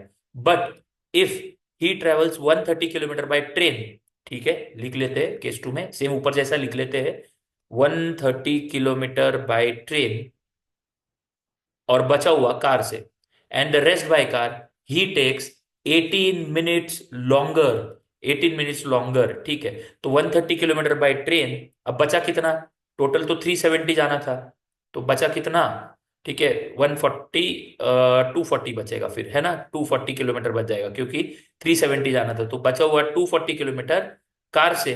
तो 18 मिनट्स ज्यादा लग रहे हैं, 18 मिनट्स लॉन्गर, कितना लग रहा है, 18 मिनट्स ज्यादा लग रहा है इस केस में। तो इस सिनारियो में सेम वही, केस टू में इस सिनारियो में हम क्या लिखेंगे, time taken by train, train का डिस्टेंस अभी इस बार 250 था, अभी इस बार 130 है, स्पीड तो उसका एक्स ही रहेगा। और time taken by car, time taken by car वो हो जाएगा 240 अपॉन वाई, 240 अपॉन वाई, क्योंकि कार का जो स्पीड था वो वाई था। और इन दोनों के केस में अभी यहाँ पे 4 आवर्स लग रहे थे तो मैंने यहाँ पे 4 ले लिया। यहाँ पे 4 आवर्स 18 मिनट्स लॉन्गर लग रहे, तो 4 आवर्स प्लस 18 मिनट्स। अब उसको कन्वर्ट करना पड़ेगा, है ना। तो कन्वर्ट कैसे करेंगे? 18 मिनट्स मतलब कितना, पहले कन्वर्ट कर लेते हैं आवर्स में, क्योंकि 4 आवर्स तो है, ये आवर्स में ही लेना पड़ेगा ना। तो 4 आवर्स 18 मिनट को कन्वर्ट करना पड़ेगा बिल्कुल। 18 मिनट्स को हम ऐसा भी लिख सकते हैं 18/60, क्योंकि मिनट में कन्वर्ट कर लिया। 2 9 × 18, 2 30 बराबर। हाँ, फिर हम इसको करेंगे 9 3 से भी कर सकते थे। 3 3 9, 3 10, तो ये 3/10 हुआ। ये 3/10 आवर्स हुआ, और ऑलरेडी 4 आवर्स था। तो टाइम कितना हुआ? 4 आवर्स ये, और 18 मिनट ज्यादा। तो 4 आवर्स प्लस 3/10, मतलब ये हुआ 10 4 × 40 + 3। तो ये हुआ 43/10 आवर्स। क्या हुआ? 43/10 आवर्स, इतना टाइम लगेगा। कन्वर्ट कैसे किया, समझा? हाँ, अब इन दोनों को ऐड करके क्या आएगा? हमने कन्वर्ट किया है ना, तो उन दोनों को ऐड करके क्या आ जाएगा? उन दोनों को हम ऐड कर लेंगे और हमको आ जाएगा, जस्ट अ सेकेंड, हम यहाँ पे 4 आवर्स 18 मिनट्स मतलब 43/10, 4 को ऐड भी कर दिया मैंने। तो यहाँ पे इक्वेशन कैसे बनेगा? 130/x plus 240/y equals to 43/10। तो ये बना हमारा इक्वेशन 2। हमारा इक्वेशन 1 ये था, इक्वेशन 2 ये बना। अभी हम उसको सब्स्टिट्यूट भी करेंगे, ठीक है। तो सब्स्टिट्यूट करने के बाद क्या होने वाला है, हम m और n, ये जो सब्स्टिट्यूट करने वाले हैं उसके बारे में देख लेते हैं, ठीक है। तो देख लो, हाँ, ये वाली चीज को थोड़ा इग्नोर कर दो, ये जो आ रहा है वो, ठीक है। तो देखो, put 1/x = m, 1/y = n। Therefore, equation 1 becomes, equation 1 क्या बन जाएगा? क्या बन जाएगा इक्वेशन 1? ये जो था 1, ये क्या बन जाएगा? 250/x, तो 250m बनेगा। 250m 120n इक्वल्स टू 4 बन जाएगा ऐसे। तो यहाँ पे 250m 120n, 250m plus 120n equals to 4 ऐसे बन जाएगा। एंड इसको हम देंगे इक्वेशन 3। एंड इक्वेशन 4 कैसे बनेगा? इक्वेशन 4 कैसे बनेगा? 2 को चेंज करके। So equation 1 becomes this, and equation 2 becomes what? 130m plus 240n equals to 43/10, ऐसे बन जाएगा। 43/10 ऐसे हो जाएगा। तो इसको दिया इक्वेशन 4। अब फिर से इक्वेशन 4 में अगर हमको ये सॉल्व करना है तो कैसे सॉल्व करोगे? ध्यान से देखो, इसको एक बहुत ट्रिकी तरीके से सॉल्व किया जा सकता है। ये आप 120n देख रहे हो, यहाँ पे 240n देख रहे हो, तो इसका डबल इसको कर देंगे। ये फ्रैक्शन में भले ही है, तो हम उसको फ्रैक्शन में ही रखेंगे और फ्रैक्शन के फॉर्म में ही उसको सॉल्व करेंगे। तो ज्यादा इजी जाएगा। आप ये फ्रैक्शन निकालने के चक्कर में मत पड़ो, वो ज्यादा अच्छा रहेगा, ठीक है। तो मैं क्या करता हूँ, मल्टीप्लाई करूंगा। अभी मुझे उसको भी मॉडिफाई करना पड़ेगा, 240 करना पड़ेगा ना। तो मल्टीप्लाई इक्वेशन 3 बाय 2, तो वो हो जाएगा, 2 से मल्टीप्लाई किया तो वो हो जाएगा 500m plus 240n equals to 4 2 8। तो ये हो गया इक्वेशन 5। अभी हमको इक्वेशन 4 और इक्वेशन 5 से काम है। किससे काम है? इक्वेशन 4 और इक्वेशन 5 से। 240 है। इस फ्रैक्शन को मैं चेंज नहीं करूंगा, कर सकते हैं बट नहीं करेंगे, रख देंगे वैसे ही, कुछ नहीं, हम ऐड कर लेंगे। ऐड सब्ट्रैक्ट जो भी करना है। अभी 240 प्लस है, ये भी प्लस है, सब्ट्रैक्ट करेंगे इक्वेशन को, क्योंकि साइंस से में सब्ट्रैक्ट करने से कैंसल आउट होगा। सब्ट्रैक्ट इक्वेशन 5 from 4, या फिर 4 from 5 ही चलेगा। तो 5 from 4 किया तो 130m plus 240n equals to 43/10। Subtract किया ये 500m plus 240n equals to 8। Subtract कर रहे हैं इसीलिए नीचे माइनस, ये भी हो जाएगा माइनस और ये भी हो जाएगा minus. And now we will change the sign. 240n minus 240n, new sign जो चेंज की है उसको यूज करेंगे। माइनस ये कट हुआ, 130 में से 500 माइनस किया, छोटे में से बड़ा करेंगे, वही बड़े में से छोटा, लेकिन माइनस साइन देंगे, बड़े नंबर की sign. So this will come up as 230, 330, 430 और ऊपर के 70। So this will be 370m minus में, और इक्वल टू, इसको माइनस कर रहे हैं, है ना। तो ये भी आंसर माइनस में ही आएगा, बड़े नंबर की साइन। तो 43/10 -8 करो, आपको समझ में आ जाएगा क्या आएगा। 1 है नीचे, 43 1 43 -10 -10 8 80 अपॉन 10 1 10 है ना। तो मैंने बोला फ्रैक्शन में रखो, कोई प्रॉब्लम नहीं, हम सॉल्व कर सकते हैं। 53 63 73 और ऊपर के 7, सो दिस विल बी 37। देखो कितना इजी आया, आपको समझ में आएगा। और ये माइनस में आएगा, छोटे में से बड़ा आया ये -37/10। अब देखो दोनों साइड का माइनस माइनस प्लस, तो 370m इक्वल्स टू 37/10। इसको ध्यान से करना, गलती मत करना, ध्यान दो, बहुत ट्रिकी है ना। 37 और 370 देख के 10 कुछ भी मत करो, है ना। 10 यहाँ पे जाके मल्टीप्लाई हो जाएगा, तो ये हो जाएगा 3700m। 10 मल्टीप्लाई कर लिया, और यहाँ पे 37, और फिर m कितना आएगा, 100 जा है ये, लेकिन 100 मत लिखो, ये नीचे जाएगा। 37/3700। तो m जो है वो आया 1/37, 1 जा, ये 1 जा, और 0 0 1/100। तो ये जो आया m कितना आया, 1/100। हालांकि हमको m नहीं निकालना है, हम आगे सॉल्व कर लेंगे। यहाँ तक समझा, ये क्लियर है। ठीक है, तो m आया, अभी हम n निकाल सकते हैं इजीली। जो आपको इक्वेशन इजी लगता है mn वाला, वहां पे पुट कर दो। ठीक है, ये 1/100 आया है, आप यहाँ पे भी डाल सकते हो। ठीक है, तो मैं यहाँ पे पुट कर लेता हूँ, या फिर इक्वेशन इसमें भी कर सकता हूँ, इजी है ये तो। 250m प्लस थर्ड इक्वेशन में डाल देता हूँ। Put m equals to 1/100 in equation 3। You can put anywhere. तो इक्वेशन 3 जो है वो है मेरा 250m plus 120n equals to 4। 250m plus 120n equals to 4। इसमें मैंने m की वैल्यू डाल दी 1/100। सो 250 इंटू m, m कितना है 1/100, प्लस 120n इक्वल्स टू 4। अब इसको सॉल्व करते हैं, 0 से 0 कैंसिल हुआ, 25 5 5 जा 25, 5 2 जा 10। ठीक है, तो ये क्या आया, ये हमने जो सॉल्व किया ये क्या आया, 5/2 आ गया। ये चीज जो है ये आई 5/2 प्लस 120n इक्वल्स टू 4। अभी आपको 2 नहीं चाहिए तो आप मल्टीप्लाई 3/2 करो, नहीं तो 5/2 को उधर भेज दो। 120n इक्वल्स टू 4, ये 5/2 उधर गया है तो -5/2। ठीक है, थोड़ा सॉल्विंग आ रहा है, लेकिन कुछ नहीं, इजी है ये। 120n आया, ये देखो, 4 2 जा 8 -5 1 जा 5 अपॉन 2। इसको ठीक से सॉल्व करो, जिसको ये स्लो लग रहा है आप उसको फास्ट कर सकते हो। ठीक है, तो उसको फास्ट कर लेना। 120n equals to 8 -5, 3/2। अब 2 यहाँ पे मल्टीप्लाई कर लिया, 240n equals to 3। So n equals to 3/240। So this will be, ये कितना आएगा, 3/240 मीन्स 3 1 जा 3 8 जा 0, 1/80 आया। अब m और n तो हमारा आंसर है नहीं, आपको पता है आगे क्या करना है। तो हम करेंगे रीसब्स्टिट्यूट।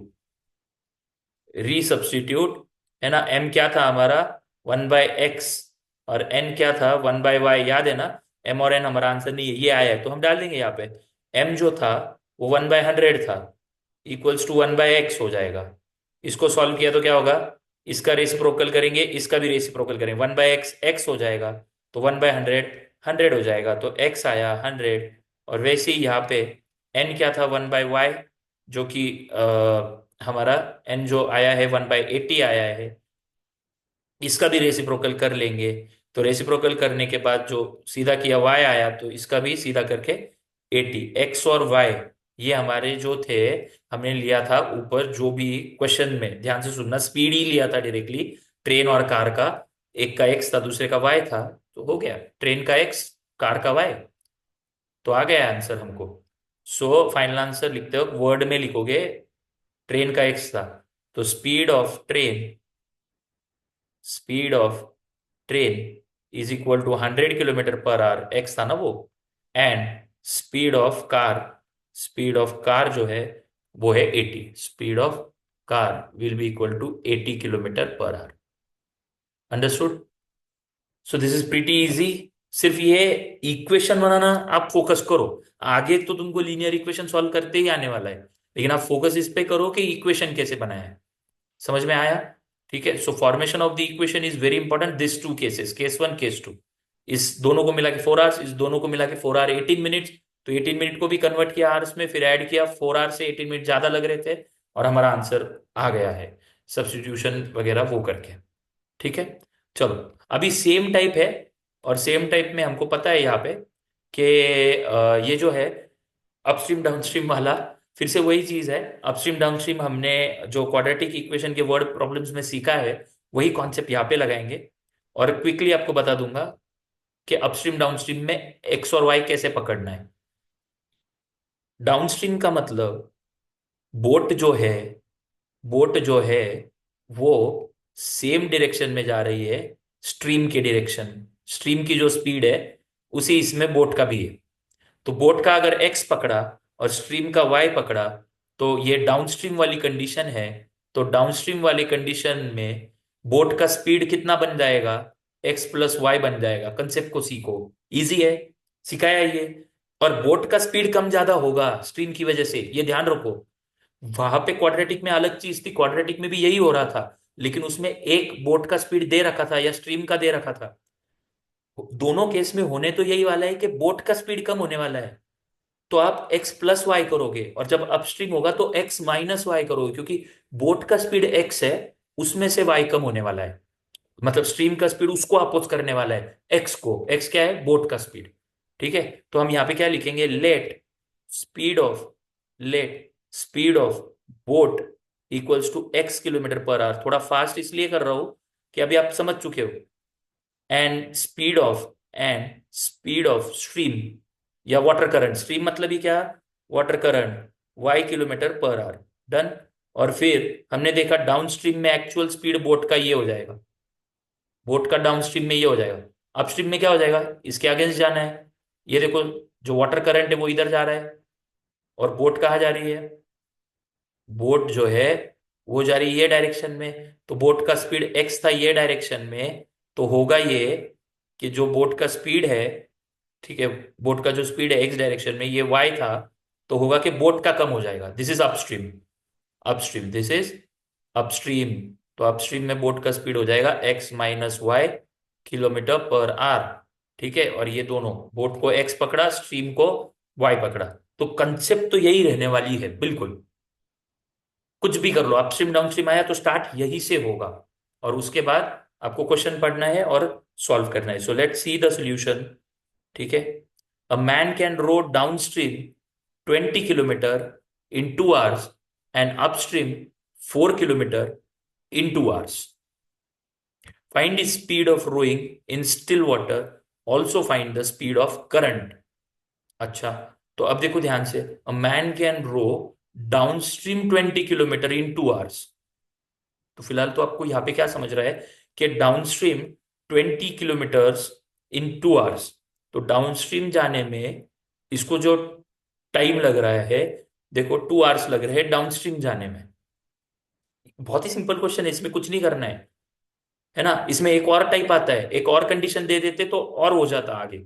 यहाँ पे तो ये बहुत कंडीशन इजी दी है। सोचो, डाउनस्ट्रीम जाने के लिए एक्स प्लस वाई की स्पीड से जाएगा, और 2 hours लग रहे हैं इसको। तो हम क्या लिखेंगे यहाँ पे, speed is equals to distance upon time. और हमको तो टाइम दे रखा है, तो therefore time equals to distance upon speed.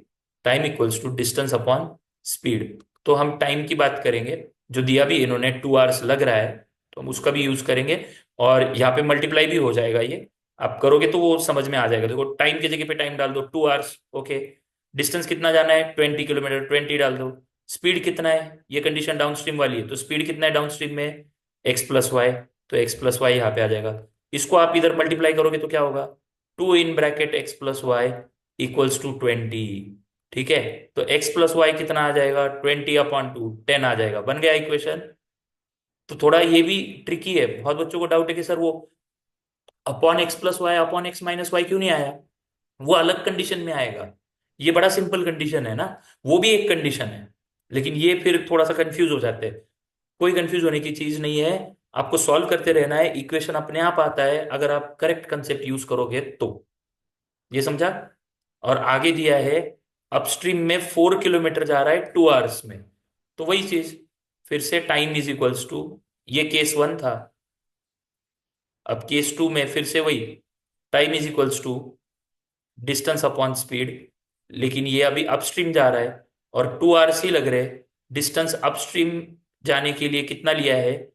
Upstream 4 kilometre in 2 hours, तो डिस्टेंस 4 आ जाएगा। और स्पीड अपस्ट्रीम का जो है वो है x-y।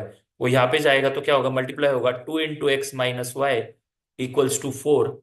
और 2 इसके नीचे जाएगा तो इक्वेशन बनेगा x-y=4। So we have got very easy 2 equations, ये एक और ये दो। x+y=10, x-y=4। Pretty easy. Done. x+y है 10 और x-y है 4। ठीक है, तो दोनों को सॉल्व करेंगे, ऐड करेंगे। बहुत ही इजी क्वेश्चन है। तो हम क्या करेंगे? ऐड इक्वेशन 1 और 2, ऐड ही करेंगे। x+y 10 और x-y 4। x+y=10 and x-y=4। You can solve this now easily. ये कट हो जाएगा, 2x इक्वल्स टू, ऐड कर रहे हैं, सो x=14/2, so this will B 7 km/h x। ठीक है, और जो y है आप यहाँ पे भी डाल सकते हो या इक्वेशन 1 में भी डाल सकते हो, x+y 10 है, तो पुट x=7 इन इक्वेशन 1, जो था x+y 10 था ना, तो वो हो जाएगा, जस्ट अ सेकेंड, x+y 10 था, तो वो हो जाएगा 7 + y=10। So this will B y=10 - 7, तो y आया आपका 3 km/h। आया समझ में? तो ये जो x पकड़ा था वो बोट का स्पीड पकड़ा था हमने। क्या कंसिडर किया था? Speed of boat. ठीक है, तो हम अभी देखते हैं कि स्पीड ऑफ बोट जो x था, तो फाइनल आंसर कैसे लिखोगे आप? स्पीड ऑफ बोट x था ना, स्पीड ऑफ बोट x मतलब ये, वर्ड प्रॉब्लम में ये फाइनल आंसर बहुत जरूरी होता है। And speed of stream, and speed of stream या water current is 3 km/h। So I hope this question is also clear. बहुत आसान तरीके से हमने अपस्ट्रीम डाउनस्ट्रीम का क्वेश्चन किया है। ठीक है, बाकी जो ट्रेडिशनल टाइप का है अपस्ट्रीम डाउनस्ट्रीम वाला, वो 2 केस और देगा। मतलब एक ये केस दी है, दोनों को ऐड करके कुछ टाइम देगा, और दूसरे केस में अपस्ट्रीम जाके डाउनस्ट्रीम आके फिर ऐड करके आएगा। उस टाइम में ऐसे आएगा, 1/x+y प्लस, या फिर सब जो 12 किलोमीटर गया तो 12/x+y, और फिर से 12 किलोमीटर आया तो 12/x-y इक्वल टू कुछ टाइम आ जाएगा 4 आवर्स वगैरह। तो उस टाइम ये सब्सटीट्यूशन वाला 1/x+y को m डालो, 1/x-y को n डालो, वो वाला केस आएगा। ठीक है, तो वो अभी आप आराम से कर सकते हो। आपको एक बार अपस्ट्रीम डाउनस्ट्रीम समझा है तो you can easily do that. ठीक है, वो आपके सॉल्ड एग्जाम्पल में भी है एक जगह पे। ठीक है, आप उसको भी कर सकते हो। ये भी एक केस है, वो इजी केस है, इसलिए इसको थोड़ा सा बताया मैंने, कंफ्यूज होने जैसा था इसीलिए। डन। चलो क्विकली आगे बढ़ते हैं, लास्ट क्वेश्चन लेते हैं अभी ये। ठीक है, ये थोड़ा सा हायर ऑर्डर थिंकिंग का क्वेश्चन जैसा है। तो हम यहाँ पे थोड़ा सा इसको ऐसे करते हैं, यहाँ पे मैं लिख देता हूँ हायर ऑर्डर थिंकिंग स्किल्स, इसमें लगेंगे। तो generally higher order thinking skills में थोड़ा सा क्वेश्चन को डीपली अंडरस्टैंड करना होता है, नया कुछ नहीं होता है। एक बार क्वेश्चन को समझ में आया तो बनेगा तो वैसे ही, इक्वेशन बन के सॉल्व तो वैसे ही होगा। Just you have to understand it properly. ठीक है, और इम्पॉर्टेंट क्वेश्चन तो है ही है ये। एक एक दो बार प्रीवियस ईयरली क्वेश्चन में भी पूछा गया था। ठीक है, and this is very important from point of view of both the boards. State board of people will also have this type of question, all this question, and CBSE को भी रहेगा। तो ध्यान दो अच्छे से, लास्ट क्वेश्चन है लेकिन अच्छा ध्यान दो। अब देखो, places A and B are 30 kilometre apart. ठीक है, तो दो प्लेसेस है, मैं दो प्लेसेस निकालता हूं जो 30 किलोमीटर अपार्ट है। ठीक है, सो विल डू, एक छोटी सी डायग्राम निकाल देता हूं आपको समझाने के लिए, और आपने भी निकाली तो ज्यादा अच्छा रहेगा। ठीक है, तो यहाँ पे एक प्लेस निकालते हैं हम लोग ए। ठीक है, और यहाँ पे एक प्लेस निकालते हैं place B, and they are 30 kilometre apart. ठीक है, तो मैं यहाँ से एक ऐसे लाइन भी ड्रॉ कर लेता हूँ। ठीक है, और ये जो प्लेस है ये 30 किलोमीटर दूर है। ठीक है, तो ये जो प्लेस है, ए से बी का डिस्टेंस, तो यहाँ पे मैं ये भी मार्क कर देता हूँ, दिस इज 30 किलोमीटर। यहाँ से ऐसे मार्क कर दिया मैंने, ये डिस्टेंस ए बी का डिस्टेंस तो फिक्स है, वो कभी नहीं बदलने वाला है। Throughout the entire question A B का डिस्टेंस कभी नहीं बदलने वाला है, वो है 30 kilometre. They are on the straight road जो मैंने बनाया है रेड कलर का। Hameed travels from A to B on bike. A to B जा रहा है, तो हमीद जो है मैं यहाँ पे ऐसे कर लेता हूँ, ठीक है, ये इधर जा रहा है, ए से बी की डायरेक्शन में जा रहा है, यहाँ पे लिखता हूँ Hamid. And eight the same time Joseph starts from be on a bike, travels towards a. और यहां से ये जो बंदा है जोसेफ, ये जो जा रहा है, ये टुवर्ड्स ए जा रहा है, देखो, टुवर्ड्स ए। जोसेफ जो है वो यहाँ पे, इसका मतलब ये केस वन है तुम्हारा, ध्यान से समझो। केस वन बहुत इजी है। ए और बी 30 किलोमीटर है। हमीद इधर से इधर जा रहा है, ए से बी की तरफ और बी ए की तरफ, they are going towards each other, so they will meet somewhere in the middle. यहाँ पे मीट करेंगे, ऐसे मैं मार्क कर लेता हूं फिलहाल के लिए, ठीक है। And they meet each other after 20 minutes. तो यहां से यहाँ पे और यहां से यहाँ पे ये बीच में मिल रहे हैं, तो ये 20 मिनट्स में मिल रहे हैं। तो ये वाली केस जो है, इसको मैं ऐसे कर लेता हूँ कि इसको मैं सिर्फ ऐसे लिखता हूँ कि इसको जो टाइम लग रहा है वो लग रहा है 20 मिनट्स, फिलहाल के लिए ऐसे लिख देता हूँ। क्या करना है आगे बताता हूँ। दूसरा case, if Joseph would have started from B. अब उल्टी बात करेंगे, तो वो भी कर देता हूँ, आपको पहले कंसेप्ट ही बता देता हूँ। सेम, ये था आपका केस वन, तो यहाँ पे हम लिखते हैं केस वन।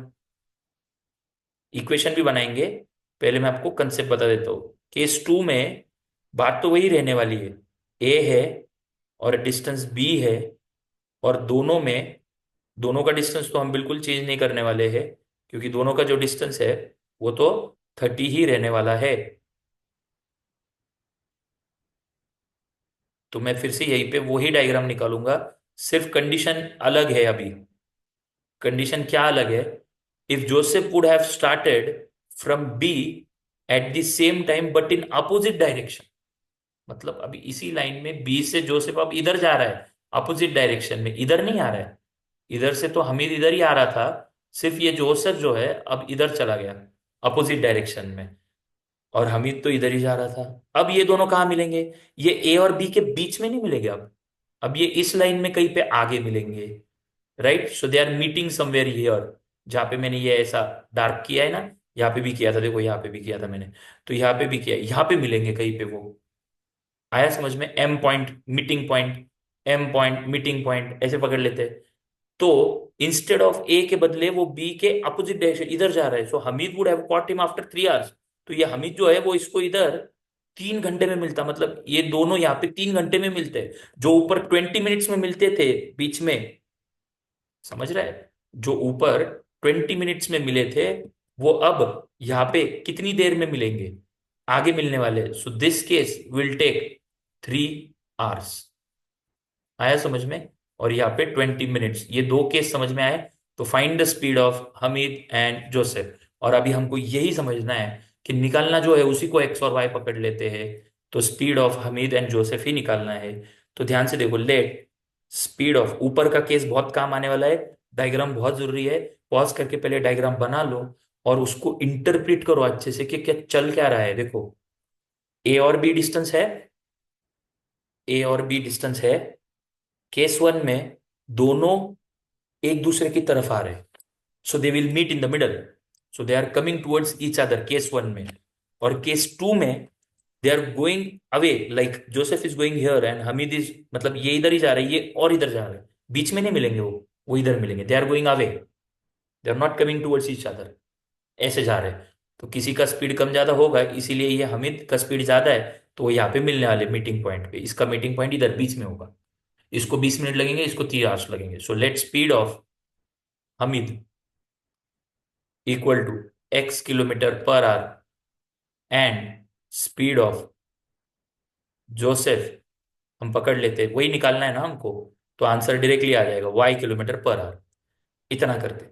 अब दो केसेस का यूज कैसे करेंगे? स्पीड तो हमको आ गया, अब हमको तो टाइम दिया है ना, 20 मिनट्स एंड 3 आवर्स। तो आपको ये समझ में आना चाहिए कि टाइम का कैलकुलेशन उन्होंने दिया है, तो इन दोनों का टाइम सेम रहेगा 20 मिनट्स, और इन दोनों का भी टाइम 3 आवर्स सेम रहेगा। तो हम टाइम के बारे में कैलकुलेट करेंगे, ये ध्यान रखना। तो हमीद और जोसेफ का जो टाइम है वो 20 मिनट्स है। ये हमको ध्यान रखना है कि वो दोनों 20 मिनट्स में मिलने वाले हैं। लेकिन 20 मिनट्स उनको लगेंगे कब? यहाँ पे बीच में आने के लिए लगेंगे। तो हमीद को 20 लगेंगे तो जोसेफ को भी 20 लगेंगे ना, बिकॉज बोथ आर मीटिंग। यहाँ पे दोनों मिल रही है, यहाँ से 20 मिनट में पहुंचेगा, ये यहाँ से 20 मिनट में पहुंचेगा। तो दोनों का टाइम तो 20 मिनट्स ही है ना दोनों। तो दोनों के यहाँ पे पहुंचने का टाइम है वो समझ में आ रहा है। तो हमारे पास डिस्टेंस दिया हुआ है, टाइम तो दिया है 20 मिनट्स प्लस डिस्टेंस भी दिया है कि दोनों का डिस्टेंस हमीद जितना ट्रैवल करेगा और जोसेफ जितना ट्रैवल करेगा वो दोनों का एडिशन कितना आएगा? 30 आएगा, क्योंकि हमीद यहाँ पे आया, यहाँ से यहाँ पे, और जोसेफ यहाँ पे आया। तो ये दोनों का एडिशन कितना हुआ? 30। और ये केस में ध्यान दो, जोसेफ यहाँ पे गया, हमीद यहाँ पे गया, तो इन दोनों का एडिशन नहीं है अभी, ये इन दोनों का सब्ट्रैक्शन है। देखो ये बड़ा माइनस ये छोटा, तो हमको मिल रहा है 30। तो दोनों के डिस्टेंस का सब्ट्रैक्शन करना पड़ेगा केस 2 में। केस 1 में दोनों का एडिशन करना पड़ेगा, केस 2 में दोनों का सब्ट्रैक्शन करना पड़ेगा डिस्टेंस का। Then you get 30। आया समझ में? ये 30 किलोमीटर। तो अभी हमीद का डिस्टेंस, तो केस 1 की बात करते हैं। ध्यान से देखो, समझ में आ जाएगा। और डायग्राम को भी देखो साइड बाय साइड, मैं एक्सप्लेन करता हूँ। ध्यान से देखो, अगर मैं हमीद की बात करूं, यहां से ए से निकला है, तो डिस्टेंस का फॉर्मूला क्या होता है? Speed is equals to distance upon time. तो distance is equal to speed into time, s into t, बराबर स्पीड इंटू टाइम। तो अब अगर मैं स्पीड इंटू टाइम की बात करूं इस केस में हमीद के लिए, तो क्या आ जाएगा?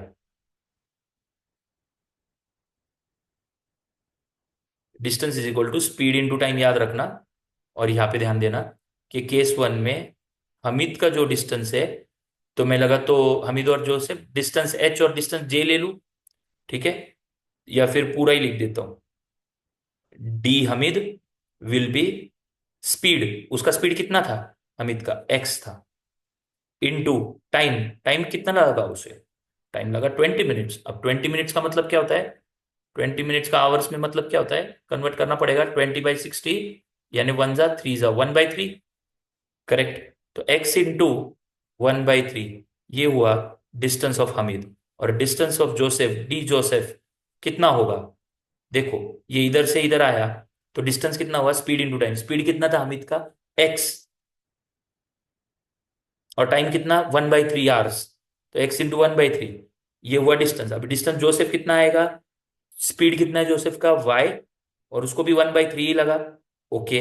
अब इन दोनों को ऐड करेंगे। आया समझ में? दोनों का डिस्टेंस है ना ये इसका डिस्टेंस, ये इसका डिस्टेंस। दोनों डिस्टेंस ऐड करेंगे तो मीटिंग पॉइंट बीच में है। दोनों डिस्टेंस ऐड करेंगे तो कितना आएगा? 30 पता है तुमको? दोनों डिस्टेंस ऐड करेंगे तो 30।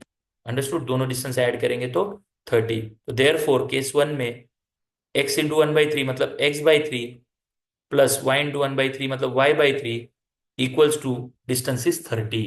इसको थोड़ा सॉल्व किया तो, मल्टीप्लाई 3/3 किया तो 3 से 3 कैंसल x, 3 से 3 कैंसल y, 3 3 जा 9, ये आएगा 90।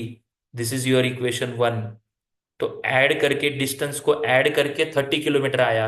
इस केस में ये डिस्टेंस था हमीद का, ठीक है, और ये डिस्टेंस था जोसेफ का। तो हमको क्या करना पड़ेगा? ये बड़े में से ये छोटा डिस्टेंस माइनस करेंगे तो 30 आएगा ना। ये डिस्टेंस में से ये जोसेफ का माइनस करेंगे तो 30 आएगा ना। तो इस केस में माइनस करना पड़ेगा केस 2 में। केस 1 में ऐड करके 30 आया ये, तो हमारा इक्वेशन ये बना। अब केस 2 में आप बताओ क्या आएगा? डिस्टेंस हमीद, केस 2 की बात है यार, बाहर मिल रहे हैं, अब वो बीच में नहीं मिल रहे, बाहर मिल रहे। उसका स्पीड, हमीद का स्पीड एक्स था, और टाइम कितना लगा था उनको? 3 आवर्स। एक्स इंटू 3, और distance of Joseph, speed into time, उसका स्पीड वाई था और टाइम लगा था 3। और ये दोनों डिस्टेंस को माइनस करेंगे तो बड़ा डिस्टेंस किसका है? हमीद का है। तो हमीद माइनस जोसेफ करना पड़ेगा, ये ध्यान रखो। हमीद का डिस्टेंस माइनस जोसेफ का डिस्टेंस। समझ गए बात को? हमीद का डिस्टेंस माइनस जोसेफ का डिस्टेंस करना पड़ेगा, ठीक है। तो यहाँ पे जो डिस्टेंस आया था ये 3x और 3y, ये तो 3x है और ये 3y। तो 3x माइनस किया तो वो डिस्टेंस आया 30। तो माइनस करके 30 आ रहा है। इसको डिवाइड थ्रू आउट बाई 3 किया तो 3 3 कैंसिल, और ये 3 10 X minus Y equals to 10। तो ये बन गया हमारा एक और इजी इक्वेशन, दो इक्वेशन बन गए जो हम अभी इजीली सॉल्व कर सकते हैं। x+y 90, x-y 10। तो बहुत सिंपल है, कंसेप्ट समझने को टाइम लगता है, एक बार आप समझ गए तो आपको अभी ये हमेशा आने वाला है, याद रहने वाला है। जब बीच में मिलेंगे तो दोनों का डिस्टेंस मिला के ये डिस्टेंस 30, और जब एंड में मिलेंगे, मतलब बाहर मिलेंगे, तो बड़ा डिस्टेंस माइनस छोटा डिस्टेंस करेंगे तो ये डिस्टेंस 30 ऐसे आ जाएगा। तो ये डिफरेंस होता है, ध्यान रखना है। दो इक्वेशन बने, अब दो इक्वेशन को इजीली सॉल्व करेंगे। तो क्या करेंगे, ऐड करेंगे। Add equation 1 and 2। So this is pretty simple, x+y 90 और x-y 10। ऐड कर रहे तो कोई साइन चेंज नहीं होगी, +y - y कैंसल आउट हो जाएगा। 2x = 100, सो x = 100/2 50। x आया 50। अब इसको पुट करेंगे इक्वेशन 1 में। Put x = 50 in equation 1, you get x+y = 90। तो x जो है 50 + y = 90, so you will get y = 90 - 50 40। y जो था वो जोसेफ का था, हमिद का x था। सो देयरफॉर हम आगे क्या लिखेंगे, देयरफॉर स्पीड ऑफ, हमिद का हमने x पकड़ा था ना, =x, मतलब 50 km/h। आर्स में ऊपर कन्वर्ट किया था, वो जो था वो 20 मिनट्स का, वो ध्यान रखना हमने कन्वर्ट किया था इसीलिए। एंड स्पीड ऑफ जोसेफ जो निकल के आया है वो आया है। अगर आपने कंसेप्ट अच्छे से फॉलो की तो मुझे नहीं लगता कि कोई प्रॉब्लम आएगा। So this becomes very easy, simple सा क्वेश्चन है। ठीक है, और कंसेप्ट मैंने इसीलिए क्लियर की है, आप इसको ध्यान से देखो, बार बार इस डायग्राम को देखो।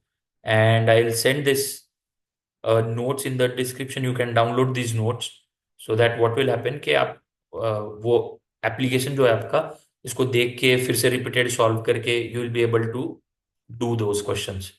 तो आई होप आपका अभी वो लीनियर इक्वेशन वाला डर जो है वो खत्म हुआ होगा इतने क्वेश्चंस करके। इन क्वेश्चंस को रिपीटेड प्रैक्टिस करके भी आपको क्लैरिटी आ जाएगी। ठीक है, चलो in next session we will meet with word problems of arithmetic progression also, तो उसका भी वही कॉन्सेप्ट करेंगे। And will easily simplify your board examination का फियर जो है वो निकल जाएगा। चलो, see you in the next lecture. Thank you.